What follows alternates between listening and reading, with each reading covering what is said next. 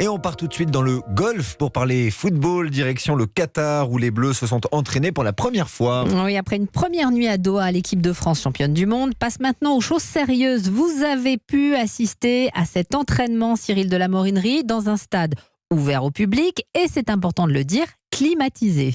Oui, c'est le miracle de la technologie. Les Bleus n'ont pas souffert de la chaleur dans le stade Al-Sadd. Eh bien, il y a de l'air frais qui circule en permanence tout autour du terrain.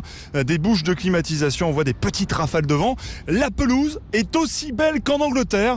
Des conditions idéales pour un bon entraînement avec du public. 150 fans, beaucoup de jeunes de l'école française de Doha, drapeau à la main, ont crié leur joie de voir les Bleus en chair et en os. Le chef de la bande qui lançait les chants est impressionné.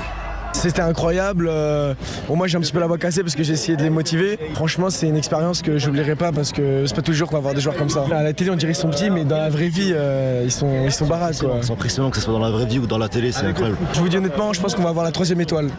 Voilà, la 3e étoile, on verra. En tout cas, Olivier Giroud, qui était tout à l'heure en conférence de presse, apprécie cet accueil. Les premières impressions à Doha sont très bonnes. On a découvert le bel hôtel dans lequel on va résider pendant cette Coupe du Monde. On a de très belles installations. Après, le fait d'avoir des supporters ce soir, ouais, c'est bien. On a la chance de s'entraîner dans un stade de 12 000 spectateurs de contenance. Donc, ouais, c'est toujours agréable d'être au contact des supporters.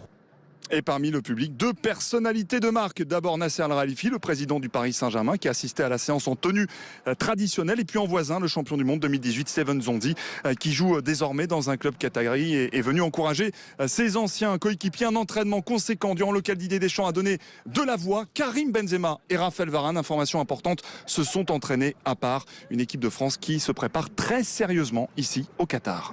Cyril de la Morinerie en direct de Doha pour Europe 1 Radio officielle du mondial. Des Bleus qui, en tout cas, trouvent un soutien un peu inattendu en la personne d'Emmanuel Macron, le président qui échangeait avec des jeunes dans un centre de boxe thaï à Bangkok, a fait part de son optimisme quant à l'avenir de la France dans la compétition. Je crois dans nos Bleus. Moi, je pense que c'est jouable.